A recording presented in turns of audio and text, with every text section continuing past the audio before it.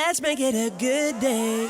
Today on The Jason Show, CNN's Don Lemon isn't at work today, but he is in class. Details in the hot dish. Then Miss Shannon is hitting the streets with photographer Eric to celebrate Mardi Gras. And just when you thought you knew everything about Titanic, a new National Geographic special sheds new light on the disaster and the movie. The Jason Show starts right now. Here we go. Let's make it a good day.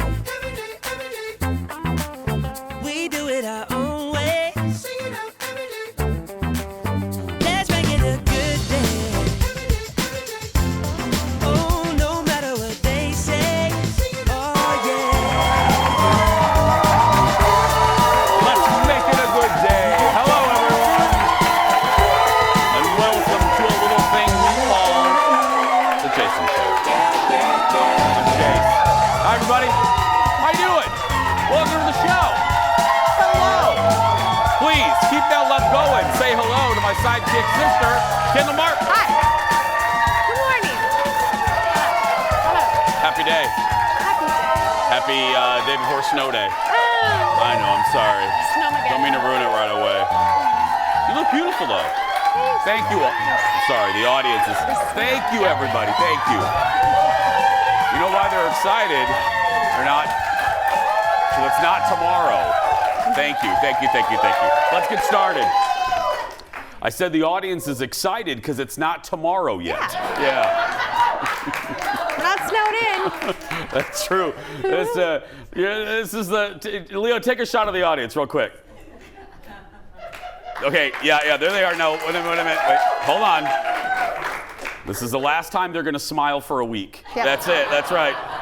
Because we're all preparing. I know you're going to get sick of us talking about it, but if you're watching us in our other cities, if we look a little worried, it's because Snowmageddon 2023 is going to happen tomorrow. That's right. No. Aaron, why did you even have them try to clap? Stop. We're not, no. Meteorologists are telling us we're going to get 50, 60, 70 inches of snow.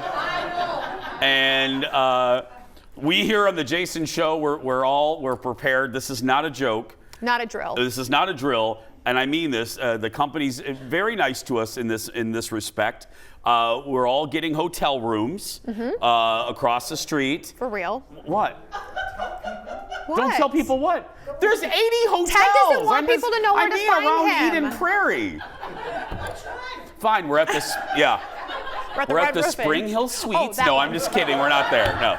But anyway, but we're all getting hotel rooms and to be safe. Yep. And we're going to turn it into a party. But unfortunately, Kendall, once again, because here's the deal. This is like the rudest thing ever. No, it's not. No, it Kendall. is. No, stop it. It is. Email him. No, it's not. It's not rude. But this is, Kendall has the worst luck I do. with us because I really do. you guys know this. Audience, just listen to me real quick. She can't hear me. Listen to this. So we'll have like Jason Show staff happy hours. And Kendall's either not available or isn't invited to some of them. And no, I'm I've just never no, not been invited. No, I'm kidding. I was checking to see if you could hear me, but no, you're always Leo, you tell me, you're right? always invited. You're always invited, but you can never come. Okay, so can't. I'm busy. we've had like 50, and then then today, audience, this is no joke. We're in the before the show meeting. And Jeff is like, okay, everyone, let's make sure we all got our hotels. And I'm going to make up a hotel. Okay, we got a reservation. We're all at the Red Roof Inn. Right, Leo? Yeah. Leo, Red Roof Inn, right? Yeah. Eric, Red Roof Inn? Yeah. Ted, Jason, you got yours? Yeah, I'm going to book it tonight, Red Roof Inn. Kendall, where are you staying? Holiday Inn. I was like, are y'all serious?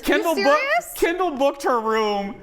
Everybody else is staying at one hotel, and Kendall booked herself not at that hotel. I even looked at the rooms, and I was like, which one is Jason and everyone else more likely to stay at? Oh, this one. And they're all staying at that one. And when I mean everyone, I mean that Everyone. Kendall's the only one staying at this hotel, I do mean Kendall is the only one staying at this Everyone. hotel. Everybody else is staying at the other one. But I have a solution. What is your You know, solution? back in the day when it'd be like a blizzard and you'd have to tie a rope between the barn and the house so you could milk the cows? Yeah. So I'm just gonna tie a rope between the two hotels and I'm gonna like blindly bring Sure. myself home. I'll come get you if we. Yeah. Now look, if we have a Bring the cowbell. That's right. If we have a snow party, Which we will. which we are will. Us.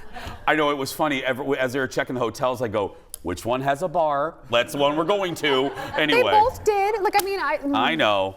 But you're more than welcome. You can come into my room whenever. You can come over whenever you want from Sure. your hotel. Sure. Just Poor line it up Kendall. now. Let's get started, everybody. It's time for the hot dish. Roll it, Leo. Activate it,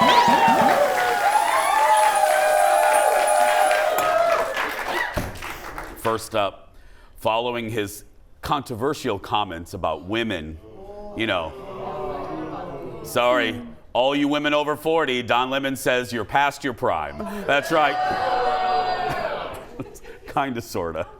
Don Lemon on CNN will return to CNN after he gets some sensitivity training. I want to be in that class. You may remember when he was talking about presidential candidate Nikki Haley, former ambassador to the U.S. He said women in their 50s were, quote, past their prime. And that comment prompted swift backlash from his co-anchors who, here's a secret, Don, they're women. CNN forced him to sit out yesterday and today, but it appears that he'll be back on the show tomorrow. Thank you, audience. I said this a version yesterday of this morning, and I'm not being silly here. Morning shows, even more than nighttime news shows, you can get away with two anchors that hate each other at night because there's no. They don't have to have I mean chemistry. that. I mean, look at Connie Chung and Dan Rather in the 80s. I mean, you can get away with it for a while because there's not a lot of happy chat. You know what I mean? There's not a lot of, and morning TV is very personal. When you're watching a show like this, you are in a vulnerable position. You're in your bathrobe. It's very personal. You're having your breakfast. You're starting your day. You want comfort and you want comfortableness.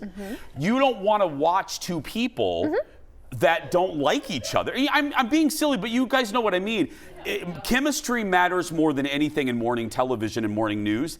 That show doesn't have it. You can look at those three people and you can tell that they don't gel, that they don't like each other. I wonder why the women who probably are over 30 don't think he's great. Yeah, and the guy that runs CNN right now, as a TV nerd, I respect him. He knows what he's doing. He recreated CBS This Morning, which, let's be honest, CBS wasn't successful in the morning since Captain Kangaroo. And then he made CBS This Morning something, and then he went over and did that with Stephen Colbert. You may not like Colbert or his politics, but you can't deny that Chris gave Stephen the tools to make that show number one. So the guy knows what he's doing, but boy, oh boy, he didn't get the Bozo Grand Prize game ball in the right bucket on this one. You know what I mean? He's not getting the Schwinn bicycle because that show was horrible. It's horrible. That was before the comments. That was before the comments. And again, I'm going to say it again. Don needs to get a little memo. I hope he's learning in that sensitivity class. Women are just getting started in their 50s. So just FYI, Don. Yeah.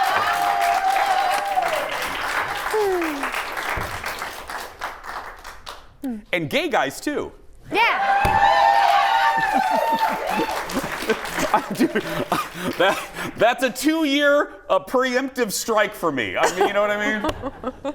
Next in the dish, Ariana DeBose is taking some incoming internet fire following her opening number at the BAFTAs. You know, the BAFTAs is like the Oscars for Brits.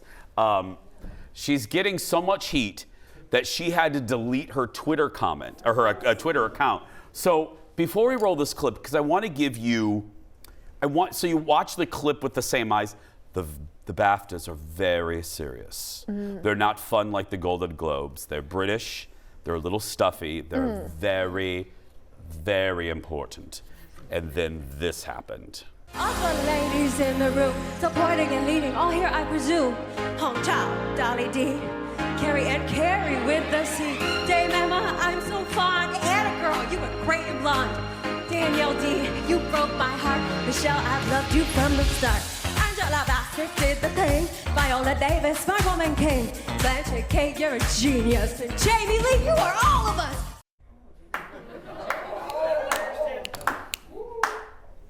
Thank you, Jeff. Thank you for clapping. That was so bad, Aaron Schwab didn't even cue the audience to clap. Our audience. Okay, a lot of people, not just internet keyboard warriors, called that whole number cringy. Watching it, I felt bad for her. I love her.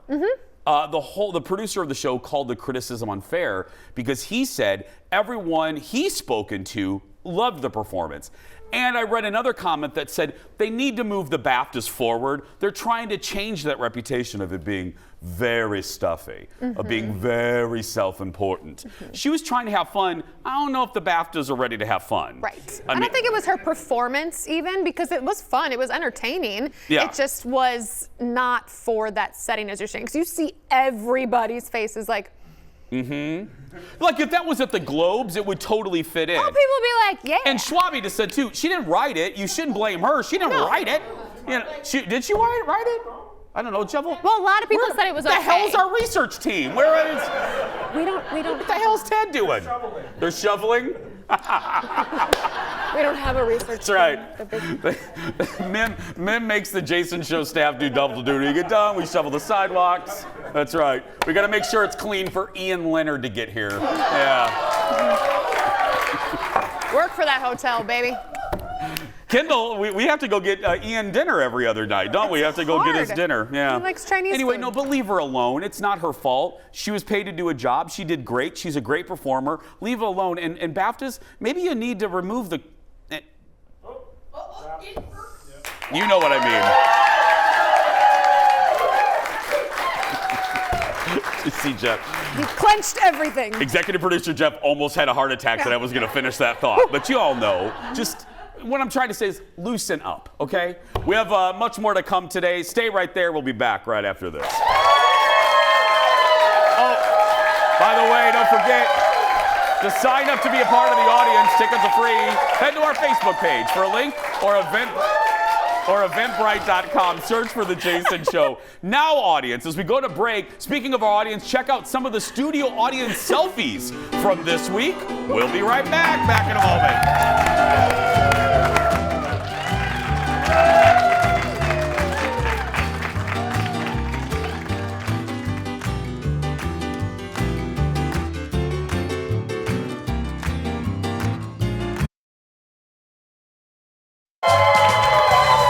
To visit our merch store. Go to our Facebook page. Get sweatshirts, mugs, water bottles, and more. Welcome back. Sarah Silverman was the guest host on The Daily Show last week, and she hit the streets. You know, we have Shannon doing this later, but she hit the streets of New York. And that, my dear friends, is our late night rewind.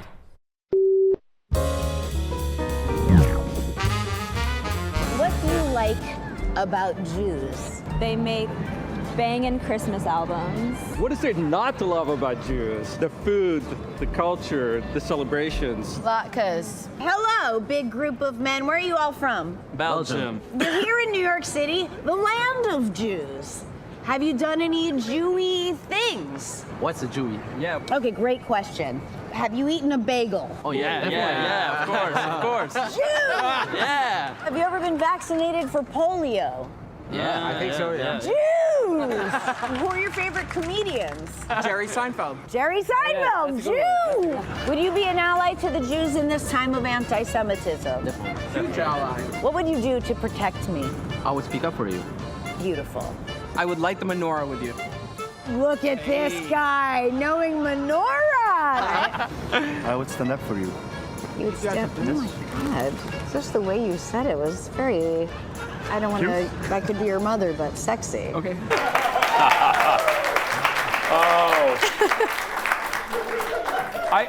I wasn't sure how I was going to like it, but I'm liking the rotating Daily Show hosts. I mean, I like Trevor and I like John, but I'm liking this. It keeps it fresh. New flavor. Yeah. I wish, you know what I wish they would do, though? Maybe they will. Give them 2 weeks. Let him settle in a little bit. You know what I mean? Give him give him a month or something. I don't know. Give him a month. Give him a month. Next in the dish, the much anticipated debut of the new season of Drive to Survive drops Friday on Netflix, a show I've never seen before. It follows, but all of you watch it, so we're doing the story. It follows last year's Formula One season. That's about cars. And the full trailer just dropped. Take a look. The best way to become unpopular is to win. I'm gonna come after you. And you start to see cracks.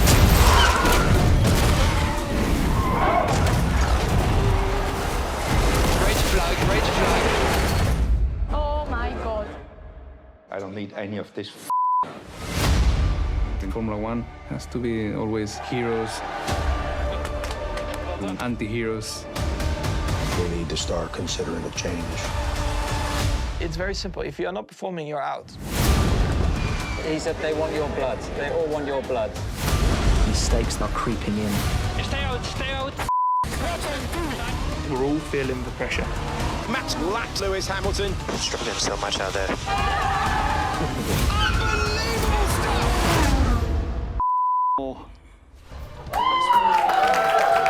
If you guys don't know, as I said, it's about cars. It explores the popularity of Formula One here in the U.S. It also launched 2 spin-off series, one that follows pro tennis players and one that follows pro golfers. I just saw that one advertised. Everyone's telling me I might like this, and you know, you would think that I would. Mm-hmm. I am from Indiana. Mm-hmm. I'm home, you know, I lived in Indianapolis, right down from Speedway. Yep. I've been to the 500. I work. I know I have. I really did go. And then He really was there. I worked at an Dick Clark's American Bandstand Grill around that area. What does that have to do with Formula One? I don't know. Just Okay. you know, I'm just saying. Yeah. Yeah. It was that was one of my favorite jobs. The what? The bandstand? Have you heard of the Hard Rock Bandstand? Cafe? Yes, I've heard of the Hard Rock Cafe. Okay. This was. Oh wow. Sorry. Oh my Come God. on. It's like they're everywhere. Oh, hold on a minute. Didn't order Attitude with my breakfast, but okay. Ordered some. Now we know why you're in your own little hotel. Anyway, so no, Dick Clark's. Inform me about Dick Clark. Dick Clark's American Bandstand Grill was Dick Clark's answer to the Hard Rock Cafe. Oh. And it was filled with memorabilia from Dick Clark.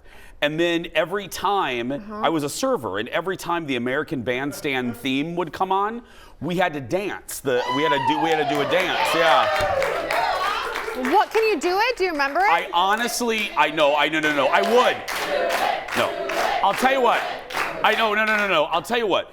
I know I honestly don't remember it. I will find out and I'll do it. I'll find out and I'll do it on the show. Yeah. Sure. Yeah. I bet money that you don't. I will. Oh no, I'll find it. Okay. Hey, if you work there, hi. If you worked at Dick Clark's, you send me a letter. Let me know the dance. Next on the dish, Austin Butler is making the rounds as his Oscar buzz continues. Austin recently was on Hot Ones. Can he keep the Elvis impression going even while eating hot wings? Look. That's what they say. That's what they said. Yeah, immediately.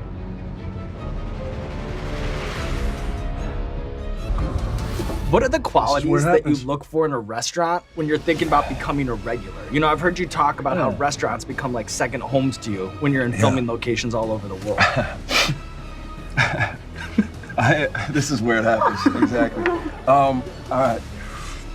Being a regular, what other, all right. I look for a kind staff. I look for delicious coffee. I look for great food, something in a close proximity to where I live. So, they get hotter than this? He still has it a little bit. It's going away. I don't want to make. I really enjoyed him when we did the interview. I don't want to make fun of him. I think he's really talented, and I can kind of see where if you commit to something for what did he 3 years or something? You didn't see his family. A long time. A long time. If you commit to something like that, I'm sure it would be hard to snap out of a voice like that. Hell, ask Madonna. She's been talking with a fake British accent for a decade. You know. Just saying. I do that. If someone says something in like a southern accent and I'll have a conversation with them, suddenly I'm like, oh yeah, don't you know? I'm like, wait, what? Where did that come You mean like from? when I say y'all on the show and people email? Yeah. Thank you, ma'am. Thank you. It's a descriptive word. Austin recently won. Remember I told you about the BAFTAs? He recently won the Best Actor at the BAFTAs. Deserved. I still love that movie, Elvis. Next in the dish, the censors had to go to work last night on America's Got Talent. Simon couldn't control himself as aerialist Aidan Bryant went to work. Come back to the TV. Watch this.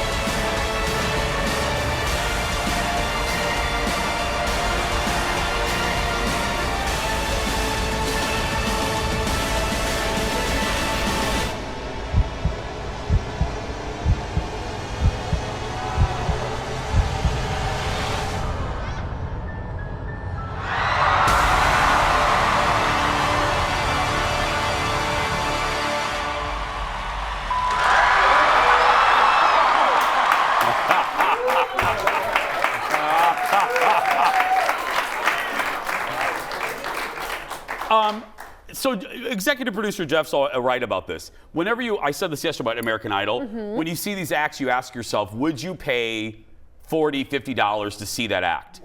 I would absolutely pay to see him. Because he'd have other people with him, too. I mean, it wouldn't just be him the whole time. I wouldn't need anyone but him. I mean, look at him. I mean, it's just spin around for an hour. I mean, that's fine, yeah. Yeah. By the way, did that lady know him? Because I hope she wasn't just some random lady. I think that's crying. Mama. I think that's his mom. I thought at first I was like, is somebody crying? This is so beautiful. Okay. Could you imagine if I was on that rope and Dar was in the audience? My mom was like, he flunked PE. Get him off that. She'd be crying for another reason. My baby. Get my son off that rope. Help! He couldn't even climb it in junior high. And listen to this audience. Aidan is his name, completely self-taught. He didn't even go to like Cirque du Soleil school. You know what I mean? What? Ow. That's really good though. Yeah, I feel like you'd fall on your head a lot when you're teaching yourself how And to you do gotta that. admire a guy that spins around like that with his shirt off. You know what I mean? That's like, that's talent. Let it go. Next in the dish, drama at one of Countess Luann's cabaret shows. And this story proves money can buy you class. It involves another former housewife who I happen to love, though. According to Page Six, Dorinda Medley was thrown out of the club because she was too drunk. Sources say she was rude to staffers and has been permanently banned from the club. Now, look. The Madame of Bluestone Manor says she actually left early on her own because she had a cold. I'm gonna try that next time with one of our happy hours. Yeah, I gotta leave. I have a cold. I don't expose anyone. That's what she said. She goes, I have a cold. I didn't want to expose anyone. Uh-huh. So is that why the security guard had to walk you out? In a hazmat suit. It was I weird. love her It's though. But crazy. look, if you've watched any New York, you don't label people that's not nice to label people. Oh, you have an alcohol problem. I will just say this. I think it's safe because I have eyeballs to know when you watch Dorinda. Sometimes she might want allegedly one less martini. I mean, sometimes. But then again, it makes for great TV. Dorinda is the best. Keep it up. Yeah, absolutely. Speaking of great TV, we have a great show for the rest of the half hour. So come right back. Back in a moment.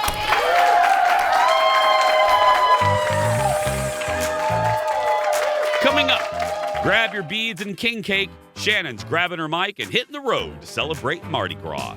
And will never let go of Titanic. My review of a fascinating new special on National Geographic. That and more when we come back.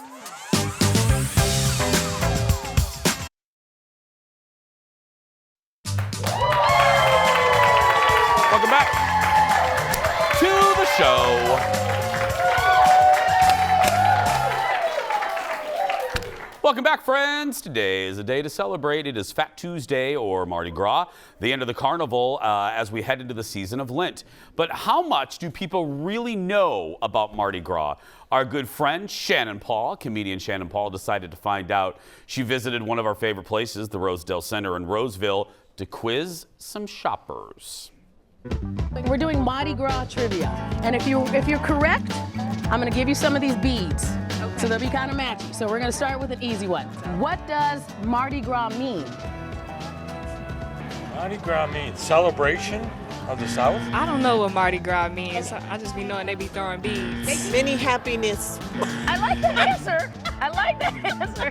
I have no idea. Okay, how about I make it a multiple choice? You ready? Okay. A, Carnival. B, Fat Tuesday. C, Good Friday. Boy, first one. No, you're still wrong. C, Good Friday. Oh, so close. All of those. All of those. Carnival. No. Fat Tuesday. Yay, well done. All right, I'm gonna give you your first ring of beads. There you go. What can you usually find inside of a king cake? Inside of a king cake. Multicolored brioche looking thing. Have you seen one? Okay. What's inside of that? Yeah. Beads? No, not beads. What is normally found inside of a king cake?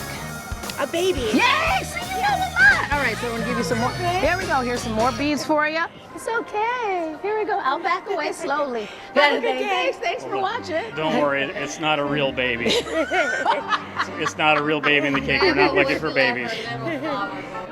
The baby did look delicious. Stop it. Babies never look delicious in that kind of way. All right. Thank you. Thank you. Enjoy your time. They That have was them those good. cake babies. That's not. Every time you see a baby, don't threaten to eat it in a king cake. That's not how we get ratings or Emmys. This is why. Are you always threatening to eat people's babies? If we don't get an Emmy this year, it's your fault. Come on. Are you ready for your bonus question? Oh, am I ever? All right, hold this mic for me. Okay. Here we go. Get ready. Pronounce this. Just the look of terror on people's face when I show them this. You can just see their eyes bug out like, what is going on? This. What does this say? Laissez les bons temps rouler. Laissez la bonne temps rouler. Not correct, but it was close. Laissez plante poulet. The look of terror. Les bonnes temps roller. That was a valiant effort. Les Von Temps ruler. You can no, there's no. You just took French in high school and trying to find some use for it. No, I dated a couple of French dudes. Les bons temps roulés.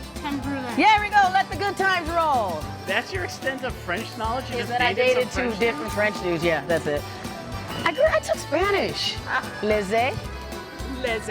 bons Le bon temps roulés.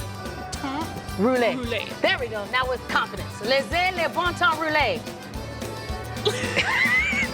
I'm trying to help you.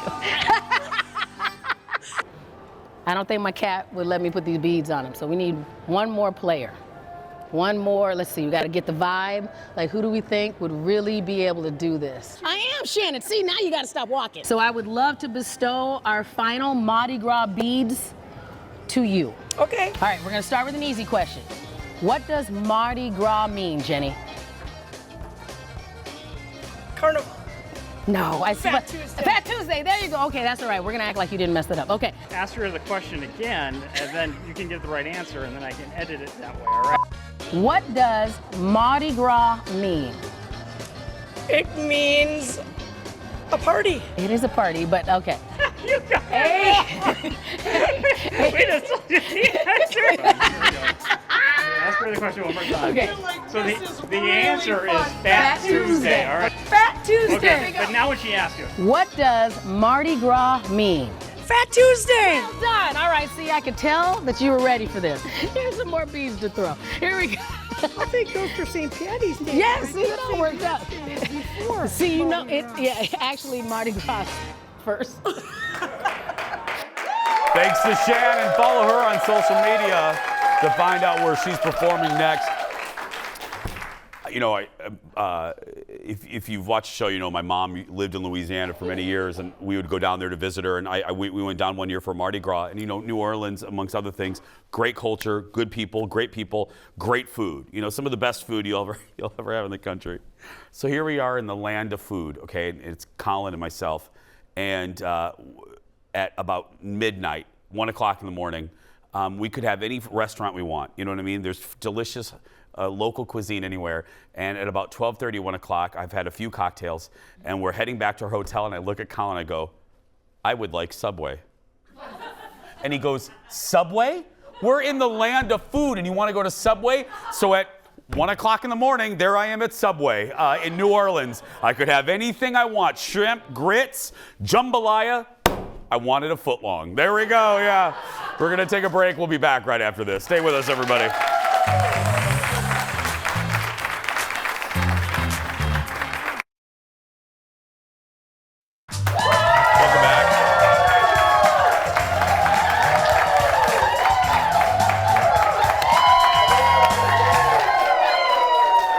Welcome back. Last week I talked about seeing Titanic again on the big screen for the 25th anniversary. It's back there to celebrate. Last night I got a chance to watch James Cameron's new documentary looking into the myths and mysteries of the famous shipwreck. Take a look and we'll talk about it on the other side. Jack swims over. Jack! And 1, 2, 3. All right, swim, Rose. And the faster your heart's beating, the faster that cooling blood from your arms and legs is coming into your core, taking your temperature down. So I was really curious to see what that did to Jack's situation. And it's pretty interesting.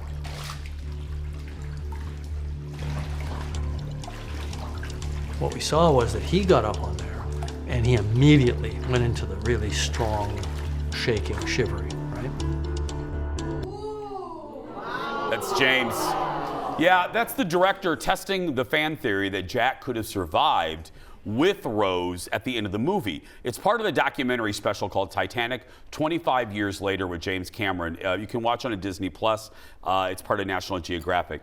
So what he did was, and I didn't make fun of this because I thought, wow, they really spent money on this. But it was actually pretty fascinating. So I won't go into everything because I want you to watch it and have it unfold for you. But one of the things that you discover in this is those, you saw those stunt people, they dressed them, as you could tell, just like the costumes in Titanic. They picked two people who were very, very, very similar to the weight, height, and stature of Kate Winslet and Leonardo DiCaprio. And they even recreated, because this is my takeaway, where I went, and I thought about this before, but I went, wow. They had to recreate the temperature of the water that night in the North Atlantic, which would have been, and just take this in, audience, the temperature would have been 28 degrees. Oh, of the water. 28 degrees. So so they couldn't make this test pool that temperature, so they actually just left them in twice as long to recreate that temperature. And what they found was that Jack, look, bottom line, Jack wouldn't have survived anyway, because what helped to save Rose, who by the way is a fictional character, we got to remember that, but what helped to save Rose was that wool coat. The stunt woman said it shocked her how insulated that wool coat, even wet, kept her. These stunt people, you see stuff coming out of their nose. they were monitored. They had something going into their chest to monitor to make sure that they were not going to go into hypothermia. Because if your body temperature starts to drop, hypothermia sets in, and as you know, one by one your organs start to shut down. It was just Nutter Butters. And the other thing that they explored beyond the Jack and Rose theory, this is where I was like glued to the TV. James and historians and experts 25 years later know a little bit more about the actual wreckage, about the actual Titanic. And they said they're not real sure that the Titanic, you know, in the end of the movie, how the stern dramatically was tail up and it went down. Yep. He said there's one or the other mistakes happened as far as the movie is concerned. These two things could not have happened, both of them. Remember how the stern went up and then it splashed back down after it split in half? Mm-hmm. That could not have happened, and the stern going down like this. Okay. Because they are now thinking that the breakage happened under the water. Oh. And then the stern kind of tipped to its side a little bit, which, because I'm a nerd and have no life, I was watching some survivor interviews from the 50s, 60s, and 70s, and there is a survivor, a woman who was a child at the time. She said she watched that ship go on its side, Okay. which would make sense from what they know now. He said, so if he could go back, he said either the splash didn't happen or the stern did not go completely down, which if that's not happening, you lose a dramatic moment with Jack and Right, Rose. where they're hanging. Yeah. Mhm, So one of those things did not happen. So as you're watching the movie now, think about that. There's many more revelations that you will find fascinating. It's an easy, digestible chunk. It's 42 minutes. Titanic, 25 years later with James Cameron, is available to stream right now. You want to watch it with me this weekend when we're... I would watch it. It looks interesting. Do they talk about the set? I'm really curious. Do they talk about how he recreated what the Titanic looked like? A little bit, Because I think that's so cool. Yeah, it's great. You would really like this. So go watch it on Disney Plus. We'll take a break. We'll be right back. Back in a moment. You can come over to my hotel room and...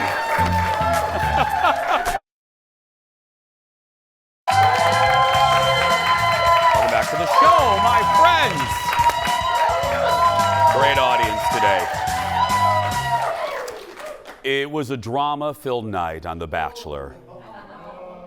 I know, audience. Let's be clear, we only do the segment because Ted's funny. As the ladies and Zach headed to London, at first things started off with a visit from the royal butler. Look at this. Good to see you. Well, welcome. So my name's Grant Harold, and I'm known as the Royal Butler. I've worked for the King, Charles III, the Queen Consort, the Prince and Princess of Wales, and of course the late Queen. And now I'm here for you. Would you like to follow me? I pulled a few strings, and I've got somebody I'd like to introduce you to. Oh. The corgis! Hi, buddy! Oh my God. All of a sudden, these corgis run in from the royal bloodline. Oh. Hi. Oh, you're so cute. You have a little crown on your head. It's hard to believe that like today is my first day in London, and I have to say it did not disappoint. And I have a feeling it's gonna get even better.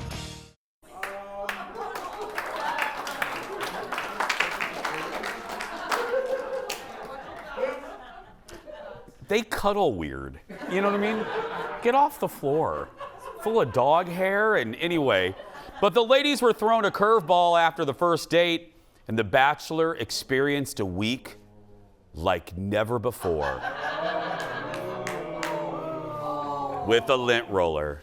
And that means it's time once again for 72% of America loves Ted. With the highest poll numbers he's ever had, it's Ted Johnson. Hi, Ted. Good morning. Ted, what happened after that first date? Well, so he got all the hair off of himself. Yeah. But then he got sick. Now, he claimed he's just, it's jet lag and he's tired and everything. So he had to cancel the group date, the first portion of the group date. So the ladies were rolling around London on a double-decker bus. and experiencing all of that. But then it got really serious because then he had to cancel the cocktail party that evening. What? Well, how were the ladies understanding? Were they selfish? Were they mad? How did they feel? Well, now, so this has never happened in the history of The Bachelor. So you would think, oh, this is really serious, right? Yeah. But who do these women want to blame? Well, take a look. Like, that sucks. But, like, selfishly, I feel stood up. And it really hurts. And I can see the hurt on y'all. And I'm honestly, at this point, like, kind of too pissed off to cry. This is just a very familiar feeling for me. I'm sure everyone's experienced what it feels like to be stood up. I've been stood up before, but this is the first time I've been stood up twice. I don't know how many times I can be knocked down without being at least validated or lifted. I gave grace today. I don't have grace to give tonight. I just don't. He didn't stand you up, you selfish demon spawn. He had COVID. So you're sick at 3 o'clock, but you have to be better by 7 o'clock. So then they find out he's got COVID, right? And so then they have to do the whole week. He's in the whole week in isolation. But the girl who's been rolling around with corgis with him. Yeah, did Corgi girl get COVID? No, she's just hanging out with the other girls. And I'm Super spreader. Exactly. I'm like, what's going on here? So they do the virtual cocktail party before the rose ceremony. No, they didn't do a Zoom meeting, did they? They did a Zoom meeting. Yep. And so one by one, the women came in. Now, we didn't get any women coming in being like, can I steal the iPad for a sec? Good one, Ted. Good one, Theodore. Thank you. And then for the first time ever, we had a virtual rose ceremony. What? Yep. No. He passed out roses virtually. So the rose is sitting there. They're there, waiting for him, and then there he is on the TV screen. And it's like the Wizard of Oz. Exactly. She comes up. He says, "Will you accept this rose?" She picks up the rose, and then they do like a virtual hug. Wait for it. Wait. No. Yeah. Oh no! We have never, in the history of The Bachelor, had a virtual hug. We just had one.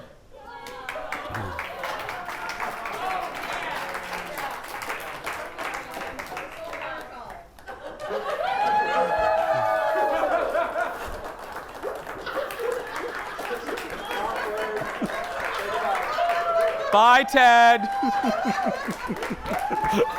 There's Ted Johnson, everyone.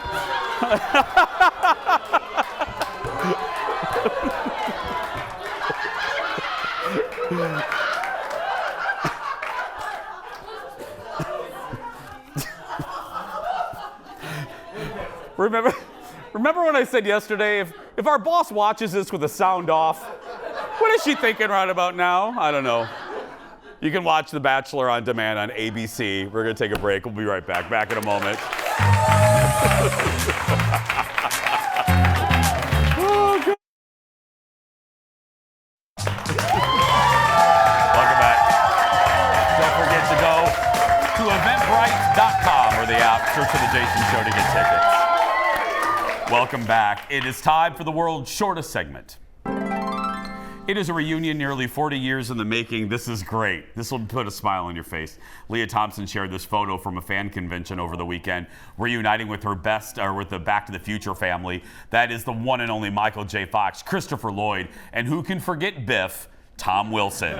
Leah said, honestly, the best time today back with my Back to the Future family. The foursome starred in 3 Back to the Future movies. The first one came out in 1985, rather. We're going to take a break. The surprise goodbye when we return. You've seen Back to the Future, haven't you? Yeah.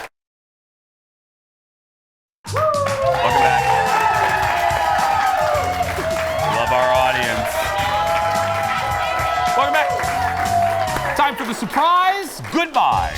Kendall and I don't know what's in this segment until I read it right now. Today, what could be the chilliest dog you've ever seen? The chillest dog. Check out this dog cruising down a highway in Massachusetts. You can see the Bernese Mountain Dog sitting like a human in the backseat of the SUV. The dog even glanced over as the car was passing, giving a bit of a nod right there. Hey, what's up? What's up, buddy? How you doing? What's going on there? What's going on? Don't drive slow in the left lane. Thank you very much. Yeah. Tomorrow on the show ahead of the big storm, producer Ted goes to Toro headquarters to check out their latest battery-powered snowblowers. I can't wait to watch that. Go out there and be yourself because nobody can tell you're doing it wrong.